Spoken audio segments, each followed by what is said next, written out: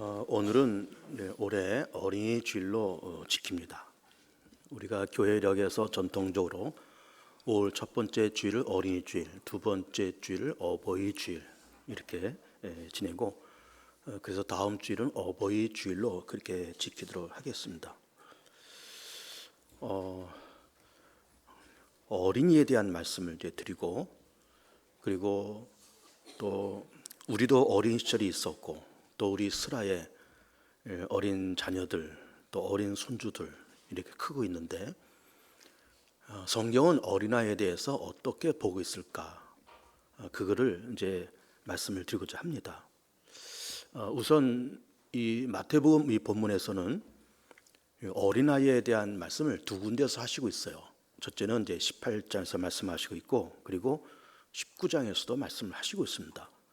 그래서 우리가 지금 이 본문 18장에서는 너희가 결단코 어린아이와 같이 되지 아니하면 너희가 천국에 들어가지 못하리라, 그렇게 말씀하시고 있고, 여러분 그 다음 장을 좀 펴볼래요? 19장 14절 한번 보세요. 19장 14절을 보면 이렇게 되어 있어요. 예수께서 이르시되 어린아이들을 용납하고 내게 오는 것을 금하지 말라. 천국이 이런 사람의 것이니라. 그러니까 지금 두 군데 얘기하고 있으면서 18장에서는 결단코 어린아이 같이 되지 아니하면 천국에 들어올 수 없다. 그리고 19장에서는 천국은 어린아이를 이렇게 내세우시면서 천국은 이런 자들의 것이다, 이렇게 말씀하시고 있어요. 우선은 어린아이가 누구냐, 어린아이를 성경에서는 어떻게 보느냐라고 하는 것을 이제 말씀드리기 전에, 일단은 이제 18장에서도 그렇고 19장에서도 그렇고 천국이라는 걸 얘기하고 있잖아요. 어린아이 같이 되지 않으면 천국에 들어갈 수 없다. 천국은 이런 자들의 것이다 하면서 천국 이런 말씀을 하시고 있어요. 그러니까 이제 이런 말씀을 하신 것을 보면 예수께서 이제 직접 하신 말씀인데, 천국이 있기 때문에 말씀하시는 거잖아요. 하나님의 아들 예수님께서 이 땅에 33년을 사시면서 뭐 없는 것을 있다라고 얘기하고 있는 것을 없다라고 얘기하고 그러실 분이 아니시잖아요. 있는 것을 있다라고 얘기를 하시는 거예요. 천국이 있다, 있는데 어린아이들 같은 사람들이 이곳에 들어온다. 그리고 어린아이들이 이 천국은 이런 자들의 것이다, 이런 말씀을 하시고 있어요. 그러면 천국이 있다고 하면은 반대로 지옥도 있다는 거잖아요. 그러니까는 어느 누구를 막론하고 천국에 들어가든지 지옥에 들어가든지 둘 중에 하나 들어간다, 그런 얘기예요.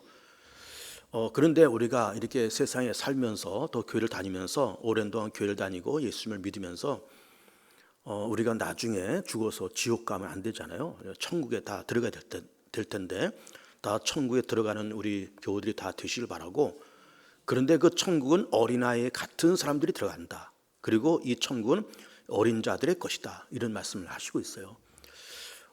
그런데 이제 이 천국이 있다, 그리고 지옥도 있다, 그러면서 어린아이 같아야 들어갈 수 있다, 이런 말씀을 하시고 있잖아요. 그런데 천국이 있는 것이 맞는데, 뭐 예수님께서 그렇게 말씀하셨고 또 우리도 믿어야 될 텐데, 결국 그 천국에 들어갈 자가 있고 못 들어갈 자가 있다, 그런 얘기예요. 참 이게 놀라운 얘기 아닙니까?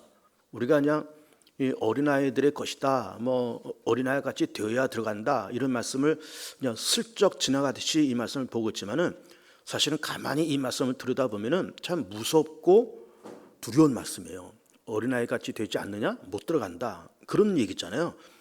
이 천국은 이런 자들의 것이다, 저런 자들의 것이 아니라는 거잖아요. 이런 자들의 것이 저런 자들의 것이 아니다. 그러면 이런 자들이 누구며 저런 자들은 누구냐라는 것도 이제 조금 이따 말씀을 드리려고 그래요. 어쨌든 천국이 있다, 그리고 들어가는 사람이 있고 못 들어가는 사람이 있다. 누가 들어가느냐? 어린아이 같은 그런 믿음을 갖고 있는 사람들이 들어간다. 그리고 이 천국은 어린 자들의 것이다. 그리고 그 반대의 사람들에게는 천국이 주어지지 않는다, 이런 말씀을 하시고 있는 거예요. 그런데 이제 이 말씀 이렇게 놓고 보면, 뭐 어린 아이라고 하는 것이 뭐냐, 뭐 천국이 뭐냐라는 것을 얘기하기 전에, 우선 이 천국이 어린아이들의 것이라고 얘기할 때 그 천국은 우리가 사는 이 세상과는 수준과 질과 내용과 수준이 다른 세상이다, 그런 얘기예요. 그 세상은 그렇게 다른 세상이다, 그런 얘기예요. 예를 들면 이런 겁니다. 이 세상에서 우리가 좀 인정받고 좀 이렇게 세상에서 좀 승리하고 성공도 하고 자수성가도 하고 그러려면 우리가 가진 것이 많이 있어야 돼요. 예를 들면 어떤 사람이 이게 대기업에 취직을 하려고 그러는데 아무나 뽑겠습니까? 그런 유명한 회사에서 아무나 안 뽑습니다. 참 스펙이 좋은 사람, 경험 있는 사람, 실력 있는 사람 이런 사람들을 뽑지 아무나 어지간히 뽑지 않습니다. 그렇게 고연봉을 주면서 아무나 뽑지 않죠. 당연히 그렇습니다. 세상은 그런 겁니다. 세상에서 내가 무엇인가 내가 이루려고 그러면은 내가 무언가 준비해야 되고 무언가 있어야 돼요. 그래야 내가 인정받을 수 있고 그 좁은 어떤 입시, 좁은 취업 시장에 들어가서 우리가 이길 수가 있어요. 세상에서 우리가 사업을 하고 또 돈벌이를 하는 것도 그렇습니다. 사업하고 돈벌이 하는 것도 쉽습니까? 절대로 그렇지 않아요. 우리가 열심히 일해야 되고 정말 수고하고 땀이 흘러야 우리가 돈도 벌 수 있는 것이지 그냥 우리가 어떻게 되겠거니 하면서 손 놓고 있으면 아무도 되질 않습니다. 뭔가 내가 땀을 쏟아야 되고 정당한 노력을 해야 되고 심지어 경쟁도 해야 되고 심지어 전쟁도 해야 되고 그런 일이 있어야 뭔가 이렇게 만들어지지 그렇지 않으면 만들어지질 않습니다. 이 세상은 그렇다는 거죠. 경쟁 그리고 어떤 스펙 그리고 또 성공 또 피라미드 이런 걸 위해서 사람들이 무한 도전 무한 경전하면서 살아가는 그런 세상이에요. 여러분 우리가 세상 살면서 가장 슬픈 것이 뭔가 하면은 소외된다는 겁니다. 소외되고 동시에 인정받지 못한다는 거예요. 우리가 어떤 공동체에 있을 때 이게 뭐 교회가 됐든 뭐 사회생활이 됐든 그 공동체에서 내가 인정받지 못하고 소외된다 그러면 이게 굉장히 불행하고 참 이게 낭패되는 일인 겁니다. 그럼 우리가 인정받고 뭔가 내가 존재감에 드러나려고 그러면은 우리가 애를 많이 써야 돼요. 예를 들면 우리 교회만 해도 교회조차 그렇습니다. 교회도 이제 적어도 등록을 하고 그리고 또 예배를 꾸준히 참석하시고 또 남녀 선교에 가입하시고 구역에도 이렇게 소속돼서 구역에서 활동하시고 남녀 선교에서 활동하시고 뭐 때로는 뭐 찬양대도 들어서 활동하시고 뭐 이렇게 자꾸 이게 섞이고 예배 참석하고 섞이고 같이 밥도 먹고 이렇게 해야 그 사람의 존재감이 이렇게 드러나지 이게 뭐 등록도 안 했다 못했다 뭐 등록해도 뭐 이렇게 어떤 모임에 잘 참석하지 않는다 그러면은 그 사람의 존재감이 별로 없어요. 그러면서 그러면은 그 사람은 누구지 이렇게 되는 겁니다. 이미 분명히 있는 분인데 우리 개봉주함께 등록도 돼 있고 다 있는 분인데 이렇게 어떤 존재감이 드러나지 않는 그런 분도 있습니다. 그러면 이것이 교회만이 그런 것이 아니라 사회도 마찬가지예요. 하다못해 동네에서 통반장을 하더라도 어쨌든 동네를 위해서 어떤 기여하고 여기저기 뭐 경조사 쫓아다니고 뭐 이렇게 기여한 바가 있고 얼굴 내미는 부분이 많이 있어야 그 사람 반장을 시켜 그 사람 통장을 시켜야 돼 그렇게 하지 전혀 뭐 존재감이 없는 사람을 통장시키고 반장을 시키는 법은 없는 겁니다. 그러니까 이 세상에서도 교회가 되었던 어떤 사회가 되었던 우리는 어쨌든 인정받는 것이 참 중요하고 그 사람의 존재감에 드러나는 것이 굉장히 중요해요. 그러기 위해서 우리가 수고를 많이 하고 애를 많이 써야 됩니다. 그러면서 또 무한 경쟁 속에서 그렇게 살아가는 거예요. 그런데 그런 경쟁 속에서 존재감도 드러나고 우리가 인정도 받아야 되는데 인정받지 못하고 존재감이 드러나지 않으면 굉장히 피곤한 세상인 거예요. 그것이 우리 세상의 인심인 겁니다. 그리고요 사람이 좀 이렇게 가진 것이 있어야 좀 가진 것이 있어야 좀 어떤 모임에 나가서 좀 심한 말로 좀 폼도 잡고 다 그런 것이지 가진 거 없으면은 뭐 세상 나가서 하다못해 동창회 나가서 뭐 이렇게 얼굴 내미가 참 미안한 겁니다. 그러니까 동창회도 이 돈 있는 사람들이 동창회 나가죠. 세상에서 실패했다. 그래서 거지됐다. 노숙자 되었다. 다 들어먹었다. 그러면은 동창회는 무슨 동창회 나가기도 싫은 거예요. 길거리도 나가기 싫은 겁니다. 그러니까는 뭔가 내가 가진 것이 있고 좀 배경이 있고 이래야 내가 좀 교회가 됐든 세상이 됐든 나가서 얼굴 내밀고 이래야 다 인정받고 저 사람 이렇게 출세해서 돈 좀 벌었대 사업해서 뭐 돈 좀 벌었대 하면서 인정받고 다 그런 것이지 이게 안 되면 굉장히 불행한 겁니다. 이게 세상 인심인 거예요. 그런데 이것이 세상 인심이지만은 하나님의 나라는 어린 자들의 것이라고 하는 이 말이 뭔가 하면은 세상은 그런 인심으로 돌아가는 그런 세상이지만 하나님의 나라는 그렇지 않다는 거예요. 하나님의 나라는 가장 작은 자도 인정받고 없는 자도 인정받고, 거기는 절대로 소외되는 것이 없고 인정받지 못해서 불행감을 갖는 사람이 없이 누구나 다 어떤 사람을 막론하고 작은 자나 큰 자나 남자나 여자나 어린아이나 노년이나 누구나 다 한 사람 한 사람 그 사람의 존재감과 그 사람의 존엄성과 그 사람의 어떤 인격을 충분히 인정하고 인정받는 것이 그 나라라는 거예요. 그 나라는 겁니다.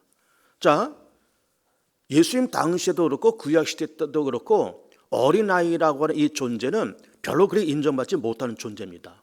그냥 뭐 이렇게 부부가 결혼해서 우리가 살다 보니까 아이들이 이제 생겨서 기르고 다 그렇게 하지만은 이 당시나 구약시대 때는 어린아이들의 어떤 존재감이 거의 없었습니다. 왜 그런가 하면은 인구수를 셀 때 어린아이들이 포함되질 않았어요. 물론 여자들도 포함되지 않았고요. 노약자들 전부 포함되지 않았습니다. 어린애들을 포함시키지 않았다는 것은 존재감이 없기 때문에 그래요. 어린애들, 걔네들은 뭐 소모적인 집단이고 소비적인 집단이고 괜히 걸리적거리는 집단이고 이렇게 생각했던 겁니다. 그러니까는 그 사람들 인구수에 치지도 않았어요. 예수님께서 베세다 광야에서 물고기 2마리 떡 5덩어리로 5천 명을 먹이실 때 그 5천 명 안에도 노약자, 어린이들 그리고 여성들이 포함되어 있지 않았습니다. 장정만 5천 명이었다는 거예요. 그러니까는 어린아이들에 대한 존재감이 거의 없는 시대입니다. 그러니까 우리 본문에서 있듯이 어린아이들만 오니까 제자들 다 내쫓잖아요. 오지마 다 내쫓았다는 겁니다. 그때 예수님께서 내쫓지 말아라. 천국은 이런 자들의 것이다 말씀하시고 너희가 어린아이같이 되지 않으면 이 천국에 들어올 수 없다라는 말씀으로 말씀하시면서 어린아이의 존재감과 그들의 인권과 그들의 어떤 존재감을 확실하게 말씀하시고 있는 것이 본문의 내용인 겁니다. 그러니까는 이 세상에서는 내가 존재감이 없고 인정받지 못하고 소외당하고 그러면서 루저와 실패자의 삶으로 살아갈 수 있는 것이 이 세상이고 사업하다가 망했어요. 노숙자가 됩니다. 번듯한 집 갖고 있다가 집 팔아서 사업하다가 다 들어먹어서 전세방으로 월세방으로 점점 내려가요. 그러면은 나가기 싫고 돌아다니기 싫고 뭐 동창회 나가기도 싫고 나가기 싫습니다. 존재감이 없어져 버려요. 자신감도 없습니다. 용기도 없습니다.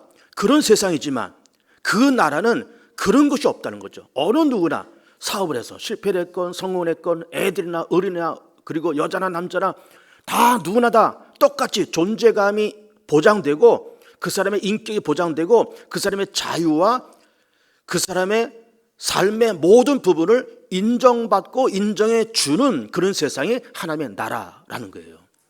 중요한 겁니다, 이 개념이. 그래서 하나님의 나라가 거룩한 나라고 그래서 하나님의 나라가 좋은 나라지 거기까지 가서조차 경쟁하고 머리 터지게 싸우고 좁은 입시전쟁, 취업전쟁, 사업전쟁 하는 것이 저 세상이라 그러고 있는 사람만 인정받는 세상이라 그러면은 그 세상 가고 싶을까요? 저 같아도 가고 싶지가 않겠어요. 이 세상에도 살기 힘든 세상인데 이 세상에서도 눌리고 핍박받고 루저라는 말 듣고 실패자라는 말 듣고 다 그렇게 살던 우리들인데 저 세상 가서까지 우리가 실패자요 루저로서 그렇게 인정받지 못한다 그러면은 그 하나님의 나라는 별로 의미 없는 나라인 겁니다. 그런데 하나님의 나라는 이런 자들의 것이라고 하는 것은 소외되고 존재감이 없는 그 어린아이들조차도 거기 가서는 존재감이 있고 인정해주고 그의 인권, 자유, 존재감 또 그의 존엄성 모든 것을 인정해주고 인정받는 세상이 그 세상이라는 거예요. 이 말씀을 하시고 있는 겁니다. 그러니까 그 하나님의 나라가 가볼 만한 세상이지 거기 가서까지 전쟁하고 머리 터지게 싸우는 세상이라 그러면은 별로 가고 싶지가 않습니다. 아무리 좋은 세상이라도 그런 세상 가고 싶지가 않아요. 모든 것이 풍성할 뿐만 아니라 자유가 있고 기쁨이 있고 희락이 있고 다시는 죽음이 없는 다시는 곡하는 것이 없는 그런 세상이지만 거기 가서 또 머리 터지게 싸우는 그런 세상이라 그러면은 그건 의미가 없는 거예요. 풍성하면서도 동시에 아무런 경쟁이 없고 갈등도 없고 소외되는 사람이 없고 무시되는 사람이 없고 누구나 다 거기서 자유와 인권과 자기의 존재감과 인정받음을 누릴 수 있는 세상이 그 세상이라는 거예요. 이게 오늘 본문 18절과 19절에서 말씀하시는 천국에 대한 개념인 겁니다. 그러니까 하나님의 나라는 어린아이들 것이다 그러니까 우리 다 어려지자 유치해지자 그런 말이 아닌 거예요. 그 세상은 저 세상은 그런 나라는 겁니다. 모두가 다 인정받고 존경받고 모두가 다 그 존재를 인정받는 그런 세상이 저 세상이다라고 하는 겁니다. 그러니까는 이 세상과 저 세상은 수준이 다르고 질이 다르고 차원이 다르고 내용이 다르고 격이 다른 그런 세상이 하나님의 나라다, 그런 이야기인 거죠. 그 다음에 이 어린아이 같은 사람들이 하나님의 나라에 들어갈 수 있다라고 하는 말씀의 두 번째 의미는 뭔가 하면은 우리는 이제 예수님 믿고 교회를 다니면서 믿음이라는 말을 많이 하고 들었어요. 믿음. 그렇죠. 뭐 믿음이 중요한 거죠. 오직 의인은 믿음으로 말미암아 살리라. 그리고 믿음으로 어렵게 된다. 믿음이 결국 영혼의 구원이다. 그래서 믿음에 대한 말씀 많이 들었습니다. 그렇게 하다 보니까 이제 우리가 뭐가 빠지게 되는가 하면은 품성이라는 것이 빠지게 됐어요. 품성, 성품, 품성, 인성 이런 것을 별로 신경 안 쓰면서 지금까지 살아왔어요. 믿음은 좋습니다. 교회는 열심히 다녀요. 그리고 우리가 어떤 사람 놓고 볼 때, A라는 사람 놓고 볼 때, 저분 참 믿음 좋아. 우리 교회 뭐 20년 다니는 사람이고 30년째 다니는 사람이래. 모태 신앙이래. 믿음 좋아. 예배 빠지지 않고 뭐 기도 많이 하고 뭐 믿음 좋아. 라고 자타가 공인을 하는 사람이라 할지라도 참 미안한 얘기지만 그 사람을 휘가닥 뒤집어 놓고 보면서 그 사람의 성품, 품성, 인성이 어떻게 되어 있는가를 들여다보면 바닥일 수가 있는 거예요. 그러니까 우리는 믿음을 많이 가졌고 믿음이라는 말을 많이 들었지만 성품과 인성과 품성이라고 하는 것을 잘 말하지 않았고 강단에서도 잘 말 안 했어요. 사실은 저만 해도 그렇습니다. 사실은 믿어 산다. 믿음을 많이 강조했지만 품성과 인성과 성품에 대한 이해를 잘 안 했습니다. 그러다 보니까 우리조차도 예수 믿고 교회를 오래 다녔지만 믿음은 굉장히 좋아 보이지만 품성과 인격은 바닥인 경우가 많아요. 정말 많습니다. 종교개혁이 1517년도에 일어났습니다. 마틴 루터 그리고 또 칼빈 이런 사람들이 중심에서 종교개혁이 일어났는데 종교개혁하면서 이제 3대 슬로건이 있죠. 오직 믿음, 오직 은혜, 오직 말씀이에요. 그러면서 카톨릭의 잘못된 교리를 다 부수고 이제 그런 3대 슬로건을 내걸고 이제 종교개혁이 일어났습니다. 일어나면서 이 개신교가 만들어졌는데 개신교 안에서 어떤 운동이 벌어졌는가 하면은 교리 공부에 열풍이 불었습니다. 왜 그런가 하면은 카톨릭의 교리가 잘못됐었거든요. 분명히 잘못됐었거든요. 예를 들면 마리아를 중보자로 믿습니다. 지금도 카톨릭은 마리아를 중보자로 믿어요. 우린 예수님의 이름으로 기도하지만 그들은 마리아의 이름으로 기도도 합니다. 예수님의 이름도 기도하고 마리아의 이름으로 기도도 해요. 마리아가 제2의 중보자로 믿고 있습니다. 우리는 우리에게 중보자는 오직 예수님이라고 믿고 있어요. 그 외에는 없다고 보지만 마리아를 제2의 중보자로 그렇게 보고 있어요. 지금도 그렇습니다. 잘못된 교리잖아요. 성경적이지 않습니다. 그러면 1517년도에 종교개혁이 일어나면서 잘못된 카톨릭 교리를 다 개신교가 다 바로 잡아놨어요. 그러면서 카톨릭의 잘못된 교리를 만들었으니 우리가 교리를 바로 알자. 그럼 카톨릭이 왜 잘못됐느냐? 교리 공부를 잘못해서 저렇게 잘못됐다. 그냥 교리가 중요하다 하면서 교리를 부르짖게 됐어요. 교리를 이제 전문 용어로 도그마라고 합니다. 도그마 하면서 교리 공부를 하면서 뭐 여러 군데서 무슨 요리문다, 무슨 교리 이런 요리문다가 교리가 막 쏟아져 나왔습니다. 종교개혁 이후에. 그러면서 교리 공부 그리고 이런 그 어떤 신학적인 교리 공부에 이 개신교가 몰두해 들어갔습니다. 그렇게 된 거는 물론 좋은데 하다 보니까 뭘 놓치는가 하면은 아까도 말씀드린 것처럼 성품과 품성과 삶과 실천을 놓쳐버린 겁니다. 뒤집어 놓고 보니까 뭐 요리문답 다 외우고 교리는 막 빠삭하고 다 그런데 그 사람을 뒤집어 놓고 보니까 품성과 성품은 이게 막 바닥인 거예요. 이런 약점이 보였던 겁니다. 그러면서 종교개혁이 1517년도에 일어나고 한 100여 년 지나서 영국의 존 웨슬레가 감리교 운동을 해요. 그 감리교 운동이 어떻게 시작됐는가 하면은 우리가 1517년도에 한 100여 년 전에 우리 종교개혁을 해서 카톨릭의 잘못된 교리를 뜯어고치고 우리 교리를 바로잡은 건 좋았는데 교리 도그마 하다 보니까 우리가 삶과 실천과 품성과 성품을 잃어버렸다. 그러니 우리 이제 예수 안에서 바른 삶을 살고 바른 품성을 갖고 바른 삶과 바른 실천을 가지고 살아보자 하면서 존 웨슬레가 감리교 운동을 일으킨 겁니다. 감리교가 그래서 태동된 거예요. 삶과 실천을 강조하고, 그러니까 장로교 교단은 교리를 강조하고 감리교 교단은 삶과 실천을 강조합니다. 지금도 마찬가지예요. 뭐 틀린 건 아닙니다. 감리가 틀렸다, 장로가 틀렸다, 틀린 건 아니에요. 좀 색깔이 다르고 모양이 다르고 관점이 다를 뿐이지 어쨌든 그렇게 해서 감리교가 요한 웨슬리를 통해서 그렇게 발전을 해 나간 겁니다. 그러니까 지금 이 본문에서 천국은 이런 자들의 것이고 너희가 결단코 어린아이 같이 되지 않으면 너희가 하나님 나라에 들어갈 수 없다고 말을 하는 것은 믿음 물론 좋은데 예수 믿고 이신칭의 혹은 이신득의 굉장히 유명한 말이잖아요. 이신칭의 믿음으로 말미암아 칭의 의롭다함을 얻는다. 이신득의 믿음으로 말미암아 득의 의롭다함을 얻는다. 굉장히 중요한 교리지만 거기에 아울러서 삶과 실천과 성품이 중요하다는 것을 이 부분에서 말씀하시는 겁니다. 어린아이같이 순수하고 깨끗한 성품을 가지고 포용적인 마음을 가지고 그런 마음을 가지고 있는 그 믿음을 갖고 천국 들어가는 것이지 믿음이라는 거 종이 쪼가리 하나 써서 달랑 십자가만 붙들고 그렇게 가면서 들어가는 그런 세상, 그런 하나님의 나라는 아니라는 거예요.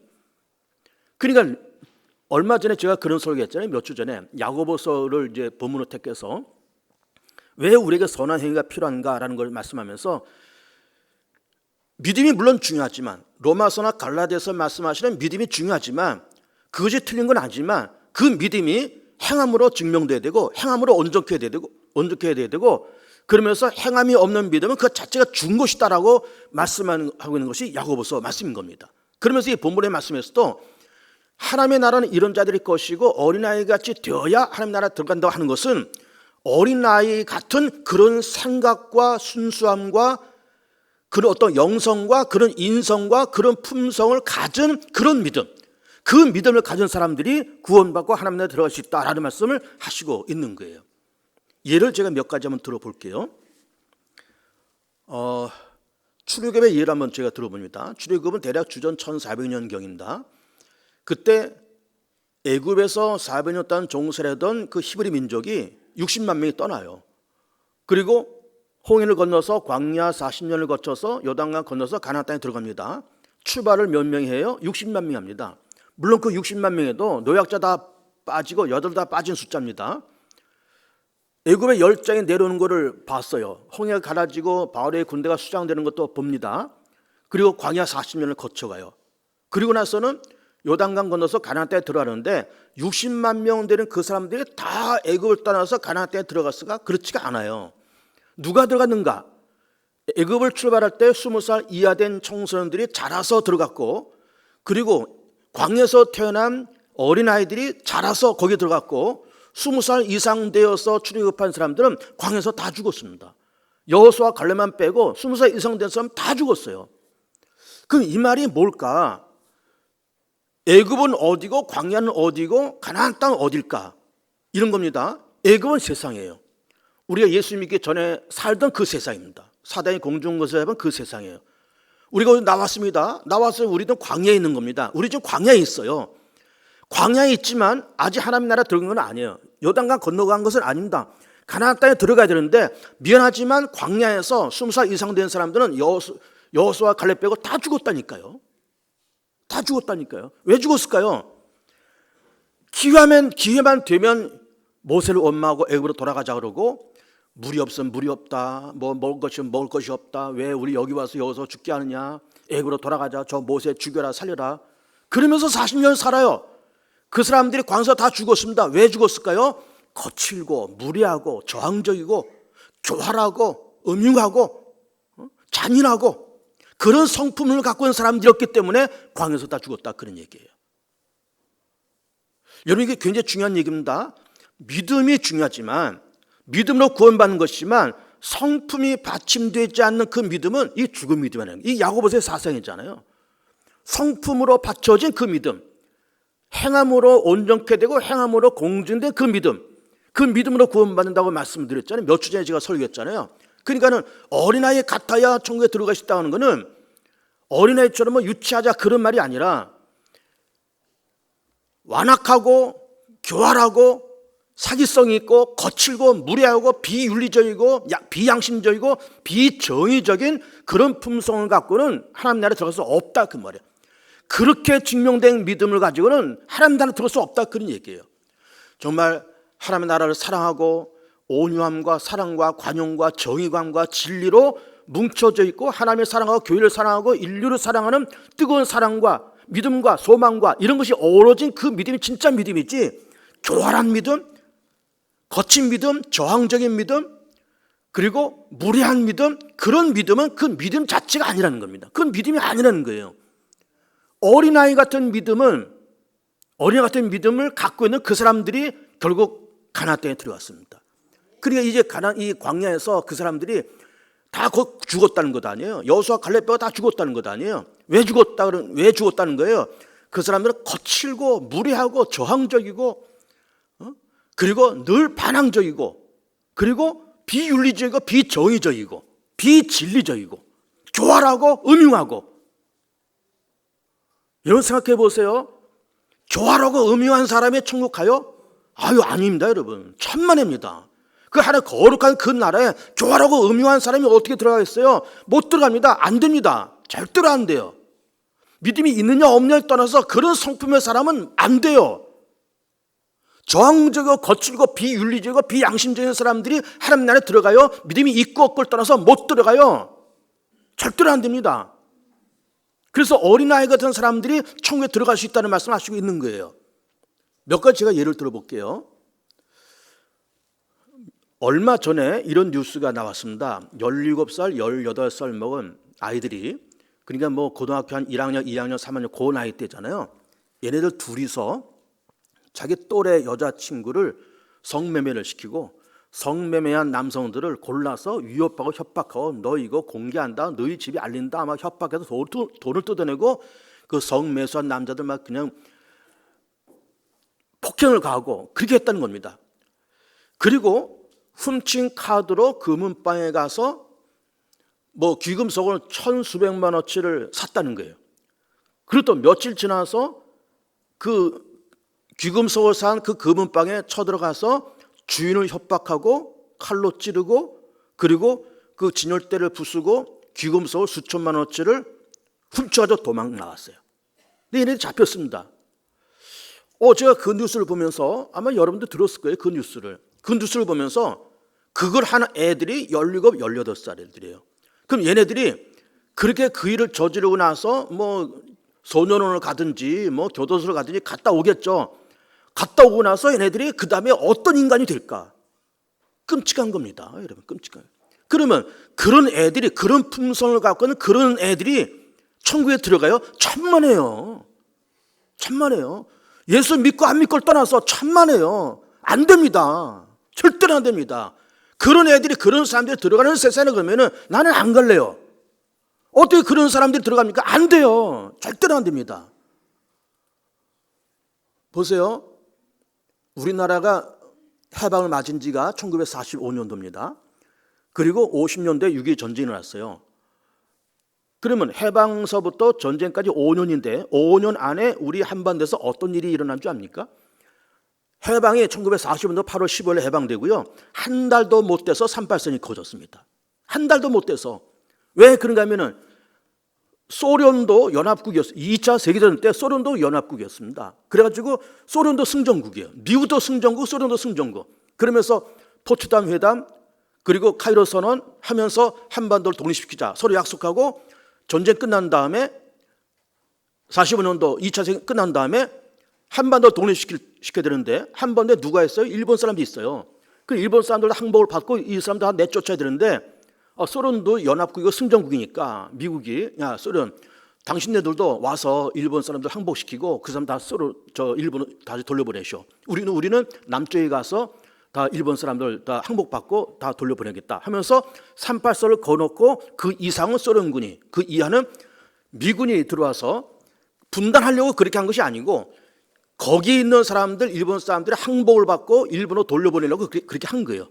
위쪽은 소련이, 남쪽은 미군이. 그래가지고 그 미군의 하지 중장을 비롯해서 미군이 들어와서 3년 동안 우리나라를 통치했습니다. 그래서 우리 3년 동안 미군제나 그래요. 그러면서 1945년도에 해방되고 48년도에 나라가 세워졌습니다. 그러면서 나라가 세워지면서 막 이렇게 이제는 독립과 해방을 맞으면서 나라가 으쌰으쌰 가려고 그럴 때 어떤 일이 벌어졌냐? 38선이 그어지면서 소련군이 들어오고, 북쪽에는 북로당이 들어오고 남쪽에는 남로당이 세워졌습니다. 노동당이라는 얘기죠. 공산 사회주의 노동당이라는 거예요. 그러면서 북노당의 수장은 김일성이고 남노당의 수장은 박헌영이 됐습니다. 그러면서 이 사람들이 뭘 했는가? 6.25 전쟁이 일어나기 전에 여러분 그 45년부터 50년도까지 어떤 일이 벌어졌는가 하면 대구 폭동 사건, 여수 순천 반란 사건, 그리고 제주도에 4.3 사건이 일어났어요. 그리고 전국 파업도 일어났습니다. 이게 45년도부터 50년 사이 일어난 그런 사건이에요. 이 사건들이 누가 일으킨 사건인가? 다 남노당이 일으킨 사건들이에요. 물론 그거를 수습하고 진압하는데 너무 무리한 진압을 하면서 양민들이 죽는 그런 사고도 생겼지만 그걸 일으킨 사람들이 다 남노당 사람들이에요. 그 뒤에 누가 있어요? 남노당 수장이 박헌영이 있고 박헌영 뒤에 누가 있어요? 김일성이 있어요. 김일성이 다 지시해서 그렇게 된 일들인 겁니다. 박헌영이 다 그런 일을 만들었습니다. 그럼 이 사람들이 우리나라를 사회주의 국가로 만들자 그렇게 한 겁니다. 그런데요, 우리나라가 45년대 해방될 무렵에 하지 중장이 우리 한반도에 들어와서 여론조사를 했습니다. 여론조사했더니 앞으로 우리나라가 이 조선 땅이 해방돼서 이렇게 새롭게 출발하는데 새롭게 출발하는 마당에 이 조선 땅이 앞으로 민주주의 국가로 가는 것이 좋으냐, 사회주의 국가로 가는 것이 좋으냐 여론조사를 했더니 무려 80%가 사회주의 국가로 가자고 그렇게 여론조사가 나왔습니다. 지금 생각하면 참 끔찍하죠. 그러니까 김일성이 위에서 딱 보면서 야, 남쪽에서 여론조사했더니 80%가 그렇게 사회주의 국가로 간대. 그러니까 이거 뭐 조금만 건드리면 이 남한 땅도 다 집어먹어서 이 공산주의 국가 만들 수 있겠구나. 그렇게 김일성도 그렇게 판단하고 소련의 스탈린도 그렇게 생각하고 박헌영도 그렇게 생각하고 그러면 이 두 사람이 무슨 공작을 꾸몄는가 하면은 김일성이가 박헌영한테 박헌영 내가 이제 50년도 6월 25일 날 내가 쳐도로 내려갈 테니까 너는 그 밑에 남노당의 수장이잖아. 너 남노당에서 너희 남쪽에 있는 그 사회주의자들 봉기를 일으켜. 그때 박헌영이가 봉기 일으키죠. 충분히 할 수 있습니다. 여기 지금 우리 사회주의 공산당원들이 100만 명인데 실제로 그 당시 공산당에 100만 명이 있었습니다. 이 남한 땅에 100만 명이 있는데 다 말고 20만 명만 일어나도 우리가 이 남한 땅을 사회주의로 접수할 수 있습니다. 라고 하면서 남쪽과 북쪽이 협의를 했어요. 김일성이가 자 위에서 쳐도로 내려가고 남쪽에서 박헌영이가 봉기를 일으키고 그러면 이거는 뭐 남한 땅을 접수하는 거는 뭐 두세 달이면 접수하겠다고 해서 쳐도로 내려왔는데 남한 땅에서 봉기가 안 일어나는 거예요. 이런 봉기가 안 일어난 이유가 뭔지 압니까? 우리나라가 조선시대와 일제시대를 거치면서 대부분의 농민들 80%가 소장농 내지는 지주의 종이나 노예들이었습니다. 머슴살이 하고 있었습니다. 이걸 이제 이승만 대통령이 보면서 안 되겠다. 48년도에 나라를 세우고 49년도에 뭘 했는가 하면 토지개혁을 일으켜요. 토지개혁을 일으키면서 지주들의 땅을 값싸게 사들였습니다. 그리고 이 사들인 땅을 소장농들과 농노들과 머슴들에게 그 땅을 도로 팔았어요. 그러니까는 이 소장농들이 내 땅이 생기는 거 얼마나 좋아요. 근데 당장 돈이 없잖아요. 그러니까 이승만 정부에서 이 땅을 줄 테니까 당장 갚을 돈 없지. 그러니까 5년에 나눠서 갚아라. 5년 동안. 그러면서 땅을 사서 매해마다 5분의 1을 내고 또 5분의 1 내고 5년 동안 다 갚잖아요. 그래서 5년 동안 나눠서 갚아라 하면서 지주의 땅을 유상으로 매입해서 유상으로 분별했어요. 북한도 토지개혁에 성공했습니다. 북한은 무상으로 매입해서 무상으로 나눠주고 나눠준 것을 끝내지 않고 모든 땅을 다 공산당 정부가 다 가져갔죠. 그러면서 우리나라가 이승만 정권 때 토지개혁을 성공한 나라입니다. 우리나라가 지금 2023년을 걸어가면서 소득 3만불 시대 그리고 경제 순위 10번째 가는 그런 나라가 돼서 선진국 국가가 됐는데 왜 그렇게 선진국 국가가 됐느냐? 토지개혁을 성공해서 그래요. 해방 이후에 2차 세계대전 이후에 토지개혁을 성공해서 선진국 된 나라가 이 아시아에서 세 나라입니다. 일본과 한국과 대만이에요. 필리핀 토지개혁 실패했습니다. 아르헨티나 토지개혁 실패했어요. 실패해서 아르헨티나는 20세기 초반에는 선진국이었지만 지금은 후진국으로 밀렸습니다. 필리핀도 토지개혁 실패해서 필리핀이 60년대만 해도 우리보다 잘 산 나라예요. 여러분 저 동대문 가면 장충체육관이 있어요. 장충체육관을 설계하고 건설을 누가 한 줄 압니까? 그 필리핀 사람들이 한 겁니다. 그때만 해도 우리가 체육관을 설계하고 지을 만한 실력이 없는 나라였어요. 60년대. 필리핀 사람들이 그렇게 설계하고 지은 겁니다. 그때는 필리핀이 잘 살았는데 필리핀은 토지개혁 실패하고 그냥 후진국으로 떨어지고 우리는 토지개혁을 성공한 거예요. 토지개혁을 성공해서 박정희 정권이 들어서면서 61년도에 5.16 혁명이 일어나면서 1차 경제개발 5개년계, 2차 경제 5개년계 하면서 이렇게 3만불 시대와 경제 순위 10번째 가는 그런 나라가 된 겁니다. 그러니까 이것이 무슨 군사정권이 뭐 수출 드라이브, 새마을운동 그렇게 해서 된 거로 알고 있지만, 물론 그것도 맞지만 그 이전에 뭐가 성공했는 거는 토지개혁이 성공했기 때문에 그래요. 이스만 정부가 48년도에 나라를 세우고 49년도에 토지개혁을 시작하고 토지개혁이 마무리된 것이 언젠가 하면 50년도 5월 달에 토지개혁이 마무리가 됐어요. 그러니까는 그 전까지만 해도 지주대의 땅을 불화받아가지고 뭐 거기서 머슴살이하고 종살이하고 소장농을 하는 사람들이 지주가 돼버린 거예요. 큰 땅은 아니지만 자기 지주가 돼버린 거예요. 근데 박헌희가 일어나서 야 이제 북한에서 김일성 저 북로당 수장이 쳐들어오는데 우리 봉기하자라고 막 이게 충동질하니까 이게 봉기할 줄 알았는데 봉기 안 하는 거예요. 왜 봉기 안 했을까? 이제 우리가 지주가 됐는데 우리 땅을 받았는데 왜 봉기하냐 이거예요. 봉기해서 이 남한 땅, 북한 땅, 이 한반도가 다 사회주의 국가가 되면 내가 그 어렵게 얻은 그 땅 도로 뺏길 텐데, 사회주의 나라 되면 다 도로 뺏기는 거잖아요. 도로 다 뺏길 텐데 우리가 왜 봉기하냐? 왜 사회주의 국가로 가냐? 우리 싫다. 이제 우리 자유민주주의 국가로 간다. 우리 봉기 안 한다. 하면서 봉기를 안 한 거예요. 그러니까 김일성이 쳐들어와서 38선 넘어서 서울까지 들어오는데 사흘밖에 걸리지 않았습니다. 그래서 사흘 동안 서울을 점령하고 사흘을 기다린 거예요. 아무것도 한강도 안 건너고 기다린 겁니다. 왜 기다린가 하면은 박헌희가 봉기를 일으킬 걸 기다리면서. 근데 봉기 안 일어나요. 안 일어나니까는 뭐 이렇게 쳐들어가다가 나중에 김일성이가 박헌영을 북으로 부릅니다. 박헌영. 이 박헌영과 김일성은 나이 차이가 10대살 나요. 박헌영이 훨씬 위죠. 박헌영, 너 왜 내가 내려가면 봉기 일으킨다 그러는데 왜 안 했어? 근데 이 박헌영 다 자초지종 설명하는 겁니다. 안 앞뒤다. 한 달이다 안 앞뒤다. 그러면서 김일성이가 그 박헌영을 사용을 시켜버립니다. 그런 역사가 있었어요. 그러니까는 6.25 전쟁 때 이스만 대통령이 토지개혁을 안 하거나 못했다 그러면은 우리나라 공산화 국가가 됐습니다. 베트남 같이 공산화 국가가 될 뻔했어요. 왜? 북한에 쳐들어오죠. 남쪽에서 봉기 일어나죠. 그때 6.25 전쟁 때 공산당 당원이 100만 명이에요. 박헌영이가 100만 명 가운데 20만 명이 일어난다고 그렇게 생각했던 겁니다. 그럼 밑에서 그 사람 일어나죠. 북에서 쳐들어오죠. 남한 땅 순식간에 사회주의 국가가 되어버려요. 베트남처럼 그렇게 되어버립니다. 그런데 토지개혁에 성공해서 우리나라가 공산화 되는데 막는 결정력이 그래 동기가 된 겁니다. 그런데 보세요.